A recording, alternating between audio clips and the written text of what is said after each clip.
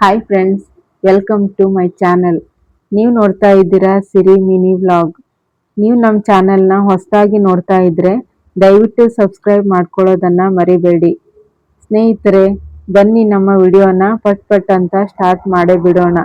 ನಾನು ನಿಮಗೆ ಕಸ್ಟಮರ್ ಜಾಸ್ತಿ ಆಗೋಕೆ 5 ಟಿಪ್ಸ್ ಹೇಳಿ ಕೊಡ್ತೀನಿ ಅಂತಿದ್ದೆ. ಯಾವುದು ಅಂದರೆ ಒಂದೊಂದಾಗಿ ನಾವು ನೋಡ್ತಾ ಹೋಗೋಣ. ಮೊದಲನೇದು ಒಳ್ಳೆಯ ನಡತೆ. ನೋಡಿ ಫ್ರೆಂಡ್ಸ್, ಟೈಲರಿಂಗ್ ಕೆಲಸ ಅನ್ನೋದು ಒಂದು ನಂಬಿಕೆಯ ಮೇಲೆ ನಡೆಯುವ ಶ್ರಮ. ಅವರು ನಮಗೆ ಬಟ್ಟೆ ಕೊಡ್ತಾರೆ, ಅದಕ್ಕೆ ನಾವು ಆಕಾರ ಕೊಟ್ಟು ಹಣ ಇಸ್ಕೊಳ್ತೇವೆ. ಕಷ್ಟಕ್ಕೆ ಫಲವಾಗಿ ಅವರು ನಮಗೆ ಹಣ ಕೊಡ್ತಾರೆ. ಸೊ ಕಸ್ಟಮರ್ ನಮಗೆ ದೇವರ ಸಮಾನ. ಅವರನ್ನು ನಾವು ಚೆನ್ನಾಗಿ ಮಾತನಾಡಿಸಿದರೆ ನಮಗೆ ಅವರು ತುಂಬಾ ಹತ್ತಿರವಾಗಿ ಬಟ್ಟೆಯನ್ನು ಕೊಡಲು ಪ್ರಾರಂಭಿಸ್ತಾರೆ. ಎರಡನೇದ್ದು ಸರಿಯಾದ ಹೊಲಿಗೆ. ನಾವು ಅವರು ಕೊಟ್ಟ ಬಟ್ಟೆಯನ್ನು ಚೆನ್ನಾಗಿ ಹೊಲಿದು ಕೊಟ್ರೆ ಕಸ್ಟಮರ್ ಏನ್ ಹೇಳಿರ್ತಾರೋ ಅದೇ ರೀತಿ ಅವರಿಗೆ ಇಷ್ಟವಾಗುವ ರೀತಿಯಲ್ಲಿ ಹೊಲಿದು ಕೊಡಬೇಕು. ಬೈ ಚಾನ್ಸ್ ನಾವು ಹೊಲಿದ ಬಟ್ಟೆ ಸ್ವಲ್ಪ ಅಳತೆಯಲ್ಲಿ ಹೆಚ್ಚು ಕಡಿಮೆ ಆದರೂ ಅದನ್ನು ಸರಿ ಮಾಡಿ ಕೊಡುವ ಸಾಮರ್ಥ್ಯ ನಮ್ಮದಾಗಿರ್ಬೇಕು. ಬಟ್ಟೆಗೆ ಹೊಲಿಗೆನೆ ಮುಖ್ಯ, ಅದು ಸರಿಯಾಗಿರ್ಬೇಕು. ಹೀಗೆ ಮಾಡೋದ್ರಿಂದ ಅವರಿಗೆ ಹೊಲಿದ ಬಟ್ಟೆ ನೋಡಿ ಖುಷಿಯಾಗುತ್ತೆ. ಸೊ ಅವರು ನಮ್ಮ ಕಾಯಂ ಕಸ್ಟಮರ್ ಆಗಿ ಬಿಡ್ತಾರೆ. ಮೂರನೇದು ಸಮಯ ಪ್ರಜ್ಞೆ. ಕಸ್ಟಮರ್ ನಮಗೆ ಬಟ್ಟೆ ಕೊಟ್ಟರೆ ಅದಕ್ಕೆ ನಾವು ಯಾವ ಸಮಯಕ್ಕೆ ಬೇಕು, ಎಷ್ಟು ದಿನಗಳ ಒಳಗೆ ಬೇಕು ಎಂದು ಮೊದಲೇ ಕೇಳಿಕೊಂಡು ಆ ಡೇಟ್ನ ಅವರು ಕೊಟ್ಟ ಚೀಲದ ಮೇಲೆ ಅಥವಾ ಕ್ಯಾಲೆಂಡರ್ ಮೇಲೆ ಅಥವಾ ನೋಟ್ಬುಕ್ ಮೇಲೆ ಬರೆದಿಟ್ಟುಕೊಳ್ಬೇಕು. ಆಗ ಅವರಿಗೆ ಸಮಯಕ್ಕೆ ಸರಿಯಾಗಿ ಬಟ್ಟೆ ಸ್ಟಿಚ್ ಮಾಡಿ ಕೊಡಬೇಕು. ಇದರಿಂದ ಅವರಿಗೆ ಟೈಮಿಗೆ ಬಟ್ಟೆ ಕೊಡ್ತಾರೆ ಅನ್ನುವ ನಂಬಿಕೆ ಬರುತ್ತೆ. ನಾಲ್ಕನೇದು ಬೆಲೆಯ ರಿಯಾಯಿತಿ. ಬಟ್ಟೆ ಸ್ಟಿಚ್ ಆದ ನಂತರ ನಮ್ಮ ರೇಟ್ ಅವರಿಗೆ ಸಂಕ್ಷಿಪ್ತವಾಗಿ ಬಿಡಿಸಿ ಹೇಳಬೇಕು.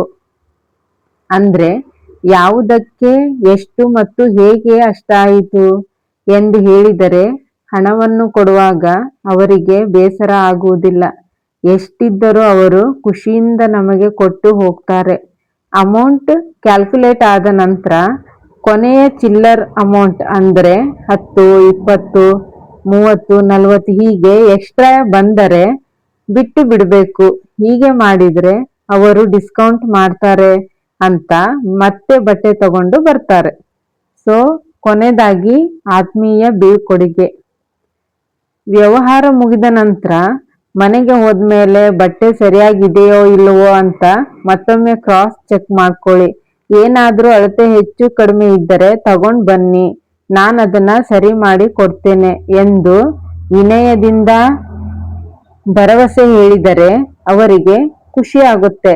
ಮತ್ತೆ ಅವರಿಗೆ ಬಟ್ಟೆ ಹೊಲಿಯೋದಕ್ಕಿದ್ದರೆ ಮತ್ತೆ ಮತ್ತೆ ತಕ್ಷಣ ನಮ್ಮ ಟೈಲರ್ ಶಾಪೇ ನೆನಪಾಗುತ್ತದೆ. ಸೊ ಗೊತ್ತಾಯ್ತಾ ಸ್ನೇಹಿತರೆ, ಕಸ್ಟಮರ್ ಹತ್ರ ನಾವು ಹೇಗೆ ನಡ್ಕೊಂಡ್ರೆ ಖಂಡಿತ ಜಾಸ್ತಿ ಬಟ್ಟೆಗಳು ನಮ್ಮನ್ನ ಹುಡ್ಕೊಂಡು ಬರ್ತವೆ. ಸೊ ಯಾಕೆ ನಾನು ಈ ಮಾತನ್ನ ಹೇಳ್ತೀನಿ ಅಂದ್ರೆ, ಇದು ಕಾಂಪಿಟೇಷನ್ ಯುಗ.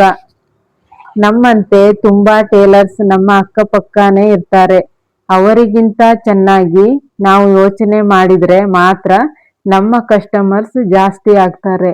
ಅಲ್ಲದೆ ಈಗ ಇರೋ ಕಸ್ಟಮರ್ಸ್ ಕೂಡ ಬೇರೆ ಕಡೆ ಹೋಗದೆ ಬೇರೆಯವರನ್ನು ಅವರ ಜೊತೆ ನಮ್ಮ ಬಳಿ ಕರ್ಕೊಂಡು ಬರ್ತಾರೆ.